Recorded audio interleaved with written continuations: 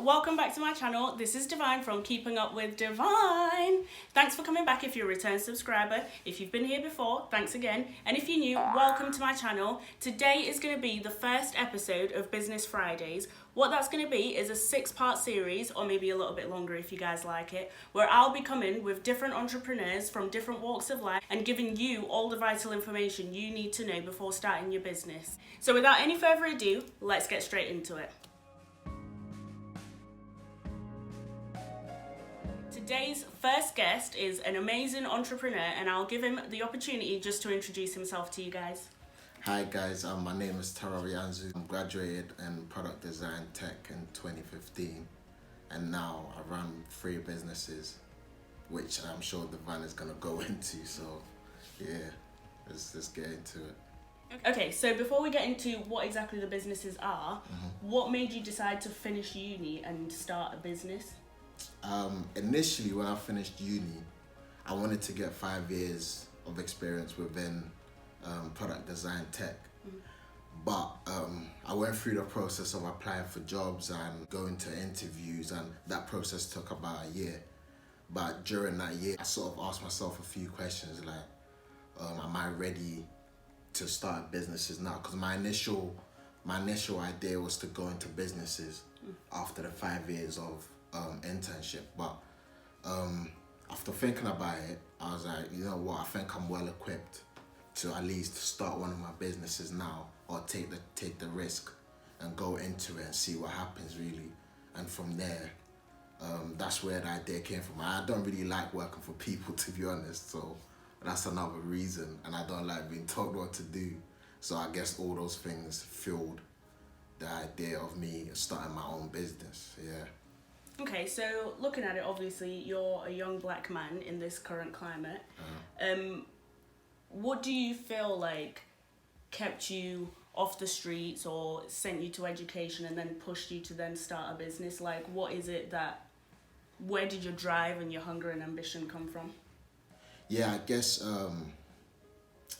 growing up in London, I guess I was around a lot of people that are from the streets, or that aren't really doing much of their lives. I was around that a lot, and we didn't have much growing up. So I guess the majority of my ambition came from that. The fact that I wanted to be something and own things and have the freedom to be able to explore the world and run my own businesses. I think that's what really fueled it. That was the main drive, I would say. And the things that my friends that were around me were doing, I didn't really want to go into. Obviously peer pressure led me into those type of things at a young age, but I made that transition from, I would say, secondary school going into A-levels, that I just needed to change the direction in which my life was going into. So I made that decision quite early, at 17 years old. So yeah, as soon as I went to uni, my mindset completely changed. I started looking at things a bit different, and I had more exposure. So yeah, that was the main reason as to why I think a bit different now compared to people that are around my age, or people that do what people around my age do now. So yeah, I'll say that's the main reason. Okay, so would you mind telling us what your businesses are then? Yeah, Goldencuts is it's a barbershop that I opened up in 2015 in Stoke-on-Trent. Argos is a business that I established in 2015 as well with my business partners.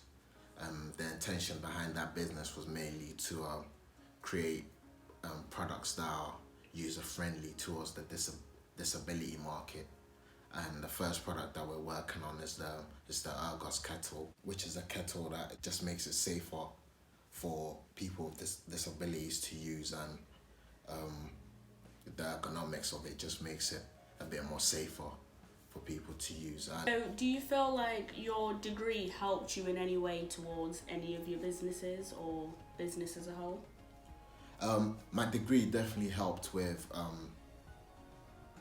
Argos. It definitely helped with that, because the scope of that business is to do with design, and product design was the degree that I graduated with. So yeah, it was perfect for that business. But in terms of Golden Cuts as a barbershop and care pad, slightly different. I wouldn't say it helped as much, but I would say that a lot of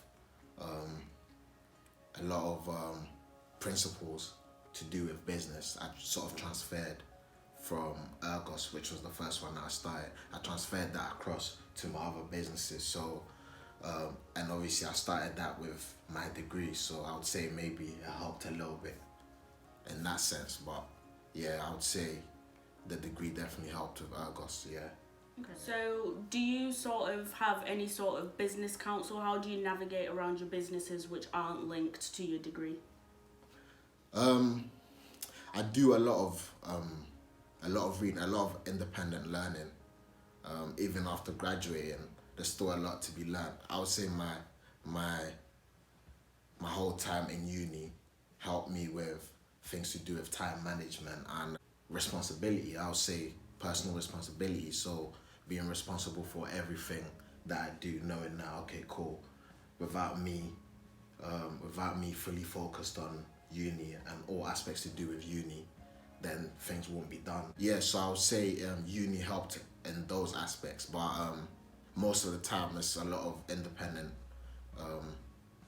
learning and a lot of research and a lot of reading as well. I read a lot. I tend to read a lot of books and sort of look up to people that are within the industries that my businesses sort of cater for. Mm-hmm. So yeah, I would say a lot of it is mainly to do with independent learning. Nowadays, there's a lot of platforms out there that will teach you how to be a bit more resourceful, so you can depend on yourself a lot more.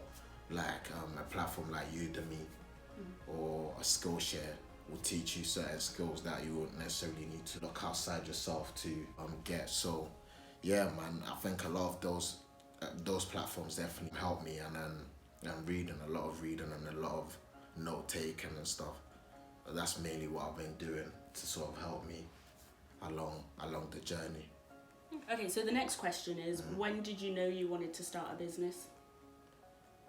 I knew I wanted to start a business, maybe I'll say secondary school, where you get to pick your GCSEs, and obviously that then leads you into your A-levels. So I had to streamline all these courses, and then product design was the main course that I was really attracted to, and I wanted to fully take on board, because I felt immediately I sort of felt like I could really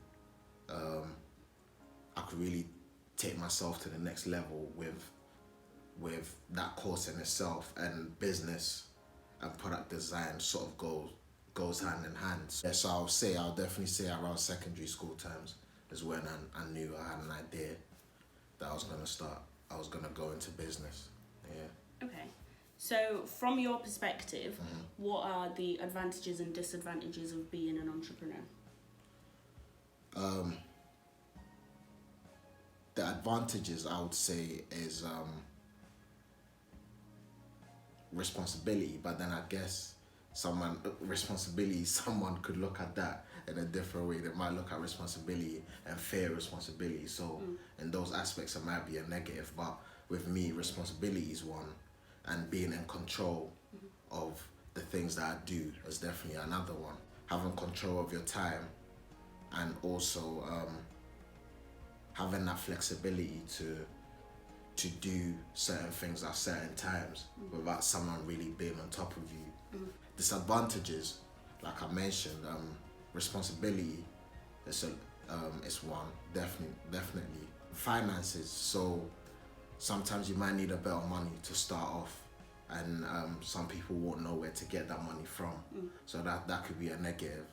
And also motivation is key. Like you have to constantly remind yourself that, listen, I have to do this. If I don't do it, then obviously my business is not going to progress. So I would say definitely motivation, I would say, is another factor as well. That's the two main ones at the minute that through my journey that I've found to be challenging at times. Okay. And on days where you don't particularly feel motivated or you don't feel like getting up and running your business, how do you keep yourself going? I think it's self-discipline. So if I don't do what I'm supposed to do, I set myself a lot of goals as well, like daily goals, and to make sure that I accomplish or at least do something for that day. If I don't do it, if I don't do that thing that day, then it's sort of like it's a huge disappointment on myself. With me, the way I function personally, if I have goals to meet and it's on my mind, I won't be able to do anything else unless I get those things done first. So I guess that's one thing about me that really helps me on my journey. Everyone's different, but for me personally, that's a huge advantage for me. I don't know where that comes from, but that's just one thing that really pushes me. So if I don't do what I'm supposed to do that day, then I won't be able to move forward with anything. So that just pushes me, and the goals, setting goals as well, daily small goals really helps. In regards to goals that you spoke about, do you feel like that's an important part of having a business? And also, how do you formulate goals? I think goals are definitely it's a huge factor, I would say, because having goals in place sort of keeps you in line. It sort of keeps you disciplined and keeps you organized in terms of things that you need to do for your business. So goals are definitely huge, and the way I set out my goals is I have a big goal. So if it's something I need to do for the year, I have that goal at the top of the list, and then I have monthly goals that helps me in achieving the bigger goal, and then from those monthly goals I then break it down into daily goals and weekly goals, and then that way by the time you realize if you're hitting your targets every month, by the end of the year you get to the goal that you set initially. So that's how I break down my goals. But I would say goals are definitely a big factor in succeeding in business. You need to be organized. That's another thing I've learned, organization. You really need to be organized and disciplined to be able to get to where you need to get to, really. And also, you've mentioned obviously discipline a lot, and I have witnessed Tarrall throughout the journey of some of his businesses, and I've noticed that you are quite disciplined. Right. How did you end up getting to that point? Because I feel like as a young entrepreneur or a pending entrepreneur like myself, it's so easy to get distracted. Like, you may have set a plan for the day, like today I'm going to do this, this and this, but then Money Heist comes out, or something else comes out. Power, that's a big one, or EastEnders, How do you continue to maintain that discipline? How did you get the discipline to start off with, and how do you keep discipline despite what's going on outside? I think most of my discipline comes from a humble beginnings, really. I would say the struggles in terms of not having certain things sort of made me more determined. So through the determination came the discipline, because then whatever I set out to do, I know the real purpose of, I know the real purpose. So then the discipline sort of follows. And I've been like that since I'm 17, 18. When you install discipline and you stick with it for a long period of time, I think it becomes a habit. Because at the stage that I'm at currently, I would say that discipline it feeds into the enjoyment of the work that I do as well. So I look forward to the tasks that I have to do, or the business. It's sort of, the discipline sort of follows. It makes it a bit easier. So when I go and sit down behind my desk or wherever and I start to work, I enjoy that whole process. So the discipline just came from a very young age.